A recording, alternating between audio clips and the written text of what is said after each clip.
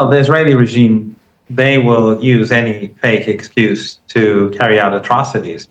They'll pull the plug on incubators, literally in hospitals in Gaza for little infants, and probably the justification will be that these are tomorrow's terrorists. They'll bomb hospitals, they'll bomb ambulances, they bomb medics every day in Lebanon. Western media won't tell people this because Western media is worthless, but legacy media, mainstream media, but they are hunting medics across Lebanon. So when you have such a brutal and barbaric and illegitimate regime behaving in this manner, they'll use any excuse to carry out war. And that's why the Iranians are preparing themselves for war. But at the same time, the Iranians will continue to use a mediator to see if the United States will come to its senses, if Trump will come to his senses. And we know that the war has gone very badly for Trump. We know that because people like Robert Kagan, who's a neocon, the godfather of the neocons, he has said that this is a lost war. And if Trump continues with this war, it's not going to get any better. The situation for the United States is going to get worse. And the Iranians have said that they'll make sure that happens. And not just for the United States, but for all of its proxies and allies, whether it's the Israeli regime or regimes in the Persian Gulf or Jordan. Anyone who assists with aggression, they'll pay a very heavy price, if not the ultimate price. And so the Iranians are prepared, but at the same time, they are negotiating. And again, not directly, of course, but we have to see. There is a possibility for progress if the United States shows the flexibility necessary to do a deal. But so far, we haven't seen that, or at least we haven't seen it to the degree, nearly to the degree that we need to have for any form of deal. So while Iran is talking, it is preparing for war. It's not going to be caught off guard. I have no doubt about that. But negotiating has advantages. One is that Iran wants the international community and ordinary Iranians to see that it is not the side that is preventing a deal, that's blocking peace. It was the United States and the Israeli regime that launched this war, that created this global economic crisis, and the Iranians want to make sure that the world continues to see it that way and to see the facts as they are. So if the Iranians say we're not negotiating, then the Americans will go and say, well, if they had negotiated, then this could have been resolved. So the Iranians will definitely want to be seen by ordinary Iranians, by people across the world, as the responsible side in this, which they are. So whether there's success or not, it's to Iran's advantage to be seen negotiating. But again, I stress that the Iranians are prepared for war. The Iranians are not going to, at least as far as I know, carry out a first strike. That's not what Iran usually does. We've had 3 wars already that have been initiated through the support of the United States. Saddam Hussein in 1980, last year's war and this year's war, and Iran has never initiated any war. And so I doubt that, even though we are at war right now, and this is not even a ceasefire, because by blocking the Strait of Hormuz, the United States is engaging in an active war. But I highly doubt that the Iranians will initiate. You mentioned Robert Kagan. He is saying that the end game for Trump here is surrender. That's what all of this is amounting to. Now, there's a lot of chaos happening inside the U.S. administration. The breaking news is that Tulsi Gabbard has indeed resigned from her post as National Director of National Intelligence. This comes after a prominent staffer of hers resigned. And of course, we had the Joe Kent resignation that happened before that in the counterterror arena. So, Professor Marandi, what does all of this signify right now? Where the conflict is, because on the U.S. side, we seem to have a whole bunch of disjointed messages. Now we have resignations inside of the U.S. Political elite themselves, the government, and on the Iranian side, we've basically seen a very clear and firm stances, positions, and of course actions. For example, like on the Strait of Hormuz, creating the mechanism, the Persian Gulf Authority. So, what are we witnessing here exactly? We'll have to see what the reason for Tulsi Gabbard's resignation is, whether she was pushed out or it was really for personal reasons. But it is interesting that it is Tulsi Gabbard who's, of all people, who's leaving. Trump world is falling apart. There's no doubt about that. I think that Congressman Massey's defeat was actually a very bad thing for Trump and for the Zionists, because it only, in my opinion, created greater awareness of the role that the Israeli regime is playing in running affairs and controlling politics in the United States. So this short-term victory, I think, is a long-term defeat. If actually Massey had won, I think there would have been less outrage about the role that the Israeli regime plays. But this, I think, makes it worse. So politics in the United States is evolving. You see the state and the Justice Department trying to limit the ability for people to criticize the Israeli regime, but at the same time you're seeing dislike and the contempt for the Israeli regime growing and becoming it's even becoming mainstream. I don't know if you saw Hunter Biden's interview with Candace Owens. I saw a clip of it, and what he was saying about the Israeli regime was I was surprised to see him say that sort of thing. So things are getting worse by the day, and Trump is becoming more unpopular by the day. And every day that goes by with the Strait of Hormuz closed, the crisis, the global crisis, grows. And there will be a point when the oil reserves will run out. Right now, they are keeping the price of oil down, both through market manipulation, but also through using their strategic reserves. And that actually has prevented consumption to decrease, in a significant way. So consumption is still relatively high. And since Trump keeps saying that it's about to end, things are going to get better, that has also prevented any real investments in alternatives, because everyone is saying, well, maybe 2 weeks from now, a week from now, 3 weeks from now, the situation will improve. And it's been almost 3 months now. So, and this ultimately, when the situation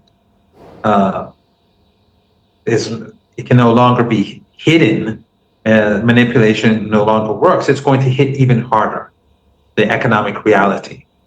The crisis will hit harder and more suddenly. So that, I think, is another reason why Trump is under extraordinary pressure to bring an end to this. But his arrogance and, of course, the Zionist regime, more importantly probably, prevents him from choosing an off-ramp. So we are where we are. I think Trump wants to end this. If he wants to end this, he'll have to give significant concessions to Iran, and the Iranians are going to wait until they get them from him. If he wants to escalate, the Iranians are ready for war, and ultimately it's going to lead to further catastrophe for the United States and the world, and it's going to end badly for Trump. It will be even worse for Trump. But his arrogance and Netanyahu and the Zionists are preventing him from moving in that direction. So ultimately, the question is Trump capable of doing, or is he willing to save the US economy and the global economy, or is he going to remain arrogant and obedient to Netanyahu and destroy the global economy? Well, the reports are, Professor Marandi, and I think this gets into this idea of shortages and how absolutely really insane it would be for the U.S. and Israel to restart strikes now, especially given what you just said, the fragility of the global economy hangs in the balance on Memorial Day weekend, where millions of Americans are traveling, feeling the brunt already of the gas prices. But with the oil, the oil reserves shortening themselves, depleting on the U.S. side, there's also another kind of shortage, and that is munitions. There's a report on what Hung Tao, the naval secretary, told the Senate Foreign Services Subcommittee, where he basically said that Israel was protected by with half of all THAAD interceptors just for Israel, and that Israel put its own interceptors into maintenance in order for the US's to be used and depleted first, saying that Israel does not fight its own wars, but nobody sees that because no one sees what happens on the back end. I mean, what's your reaction to this? It does feel like, despite all of the catastrophic consequences of renewed war, there does seem to be this Israel factor that comes into play each and every time. And the 37 days of active hostilities are now slowly but surely leaking out there exactly what those consequences have been. Yes, and that's why I believe that the situation is getting increasingly dire for the Israeli regime, because people now despise it, and it's becoming mainstream. And as it becomes mainstream, more news comes out about how selfish the regime is and how it would rather sacrifice the Americans, despite the fact that it owes everything that it has to the Americans. But it's willing to ruin the U.S. economy. It's willing to force the Americans to use their own missiles instead of the Israeli regime using theirs, even though their own missiles were also given to them by the Americans. These are all gifts. They don't buy anything. So the utter selfishness of the regime is becoming more visible for people to see. And Massey's defeat, I think, is actually a bad thing for the Israeli regime, because it's making people more angry. So all these bits and now we're seeing in Lebanon how the Israeli regime is hunting down medics. They seek out medics and bomb them and kill them. And the outrageous behavior of this illegitimate regime is becoming clearer for everyone to see. And that's why we shouldn't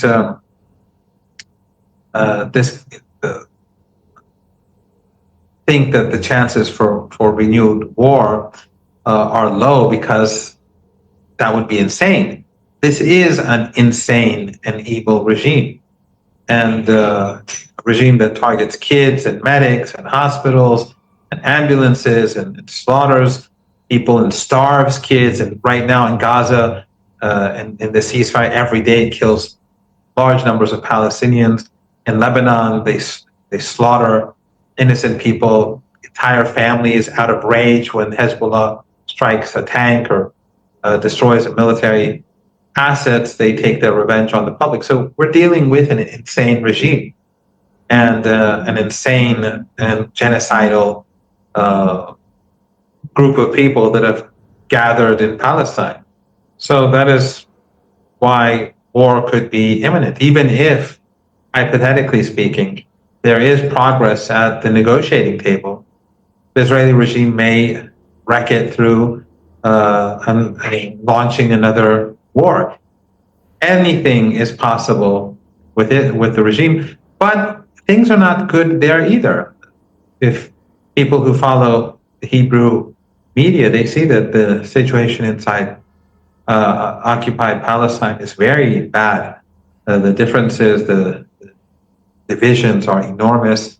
The economic situation is very bad. A lot of well-educated people have left or want to leave. It's not a good situation, and the hatred and contempt for Netanyahu is great. People see that he has not succeeded anywhere except for in Syria, but in Lebanon, in Gaza, no success in the war with Iran, no success, and of course, in the eyes of the world, the Israeli regime is looked upon with contempt. You see, like clips regularly online where like these Israeli tourists go to countries and people say, "Get out of here! You're a bunch of child killers." Nothing is going well for them. So further war is only going to make it worse. But again, this is a regime. This is a group of people that are not sane, and the regime is not sane either. So everything is possible. Well, yeah, I mean, we saw Ben Gvir, the so-called national security minister, parade the so-called Israeli quote-unquote national anthem, essentially torturing kidnapped flotilla activists who are in a stress position and using that as a kind of international waters, from international waters. Yeah. Which is what he was doing was a war crime in international waters, and yet he was doing it without any second thought. So indeed, we should not believe that Israel will be restrained in any sense of the word. And this is not leaked footage. This is footage that they were themselves putting out for people to see.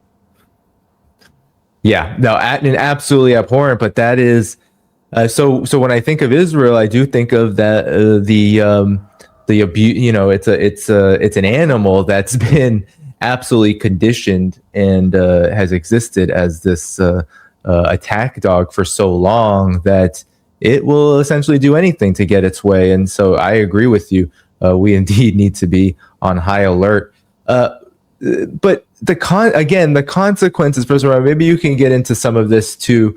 Iran has warned that this escalation, should it occur, Iran will take this beyond the region. And I'm curious on what you believe Iran means by this. We know for a fact Iran isn't talking about some kind of strike on, a nuclear strike or anything like that. But I'm curious on what you believe Iran actually means by this, because even just saying this, I'm sure there are those very concerned, even in the Pentagon's brass, about what could actually happen. They've been publishing articles now, it seems like every other day, about Iran's military being very much ready to respond in a very harsh way. Yes, while the U.S. is running out of munitions, the Iranians, they're doing very well. And the New York Times and the Washington Post admits that. It's not us saying this, although Iran's preparedness is far greater than what even the Washington Post and the New York Times are saying. Today, Iran is stronger than it was militarily speaking when the war started. And economically speaking, yes, it's a much more difficult situation, obviously. They bombed hospitals, they bombed schools, factories, pharmaceutical factories. So obviously, and of course, there's a siege against Iran. So obviously, the economic situation is more difficult. But militarily speaking, Iran is stronger today. The United States is weaker. And Iran is going to hit back very hard. Because based on the threats that Trump has been making, the Iranians are preparing for very rapid escalation. And this time around, Yemen and Iraq will be involved, and not in a small way, in a very big way. And Iraq will be much more involved than last time. So it's going to be a different type of war, very different. Iran will strike much harder, and it could be Iran could. I don't know what their plans are, but the U.S. bases further away can be targeted, and a lot of their assets are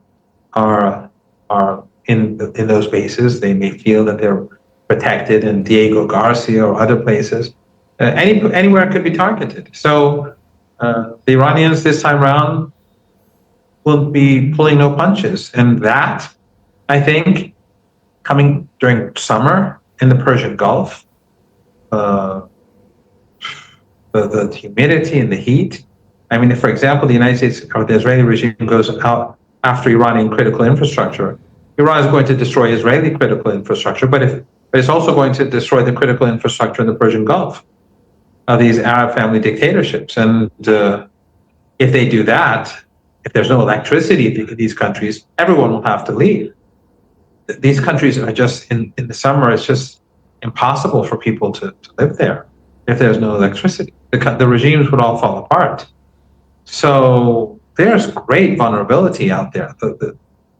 This is not 2-3 months ago. If anyone just goes and checks the weather of Dubai or any of these other cities right now, they'll see what I'm talking about. And it's getting hotter there by the day. So U.S. forces would have to leave the region.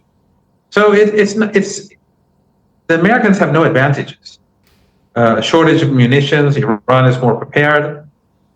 Iran has an incentive to fight because they're defending themselves against aggression, and the global economy is in tatters and getting worse. And countries across the world are definitely putting pressure on the United States to end this. Inside the United States, it's getting worse. Trump world is falling apart. You see people turning against Trump and against the Israeli regime. As I said, Congressman Massey's defeat, I think, is just bad news for the Israeli regime. And all the news coming at Tulsi Gabbard's resignation that we've just heard. All of this, regardless of what it is, but it's all of the reason behind her resignation. But all of this is all bad news for Zionism and for Trump. And so, the continuation of the war is quite possible. Again, but it's just going to make things worse for them. It's likely, and it seems like this is the next logical step, that Iran has made good on, while the U.S. doesn't like it, and of course its vassals and puppets and everyone who follows the United States, they don't like it, the authority over the Strait of Hormuz that it's asserted. It seems like the next logical step is not just to bottleneck that again in order to assert leverage, but also the Bab el-Mandeb Strait seems to be the next logical step, which you've said this, Professor Marandi, oil will cease to move in this region. We know that Iran is very, very easily could take out the energy sites and infrastructure of its neighbors. But if oil can't move, it might not even have to do that because there's no way to get it out anyway. What's your thoughts on the Bab el-Mandeb Strait? This is something that Iran and, of course, its resistance ally in Yemen, Ansarullah, have kept in their back pocket, essentially. They didn't assert this during the 37 days of hostilities. What's your thoughts on this? Yes, last time the Iranians didn't want to, and its allies didn't want to escalate too much. They wanted to manage the war. But this time round, the war has to come to some sort of definitive conclusion. So Iran is going to, and its allies are going to hit much harder. So Yemen will be part of this war, and it has been preparing itself. It's good and rested now. And also, even in the Caucasus, the Republic of Azerbaijan, it sells oil to the Israeli regime. That could come to an end. That could come to an end also. There are many things that the Iranians can do very swiftly, and send the price of oil through the roof at a time when there's already a crisis. It's been 3 months almost. The shortage of oil is shaking the foundations of the global economy. And so if the war starts again, the destruction of oil and gas facilities and the destruction of ships and the shutting down of straits and the destruction of pipelines, whether in the Caucasus or the Arabian Peninsula, at this moment would be utterly devastating. So hopefully that's not where things are going. No sane person likes war. Of course, Zionists are not sane. Otherwise, they wouldn't be Zionists. But that is what will happen. Donald Trump is not going to his son's wedding, citing Iran in particular as the reason for this. Iran is saying a deal is very, very far off, and that this limited framework it doesn't seem really of interest to Iran. They're willing to, of course, talk about, as you said, any kind of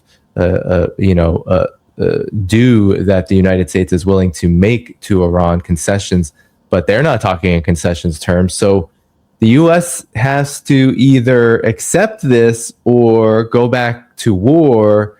those don't feel like great options. Any final comments, Professor Marandi, as we end here? I just want to remind everyone that Iran's guilt is that it opposes genocide. That's why Iran is so evil. That's why Western media antagonizes. This is all about Iran's independence, about Iran being sovereign. After the revolution, it became a sovereign country, unlike the other countries of the region. And probably there's probably no other country on this planet that is like Iran post-revolution. And Iran is not going to forsake the Palestinian people,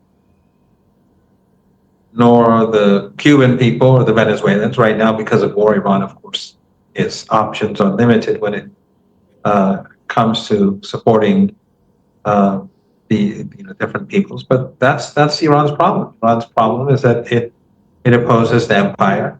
That's what it's all about. The United States supports ethno-supremacism. It supports neo-Nazis. It supports Wahhabis and Salafis. It supports fascists, and it supports all the extremists in the world for its own selfish gain. But now people, and they've always presented themselves as the supporters of freedom and human rights and human dignity. But that facade has fallen from it's fallen completely, and people see it. So the real reason for the war, the reason why the global economy is on the verge of collapse, is because the United States wants to empower Zionism. It wants to allow them to continue to bomb medics in Beirut and in Lebanon. It wants them to continue to bomb schools. That's why we see that after 2.5 years of genocide, after even abusing and torturing European nationals and putting out the videos themselves, not a single European country is going to impose sanctions. Which is not surprising, because they've been carrying out genocide for 2.5 years and there are no sanctions. There's nothing. When you look at European diplomats in occupied Palestine, EU diplomats, and you see when they meet their Israeli friends, it's all smiles and friendship. You see how sinister those European diplomats are.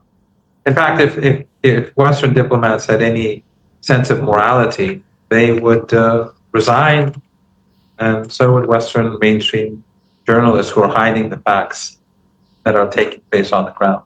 But in any case, Iran is prepared for an end to the war, depending on the U.S. Concessions, but it's also very much prepared to defend itself in case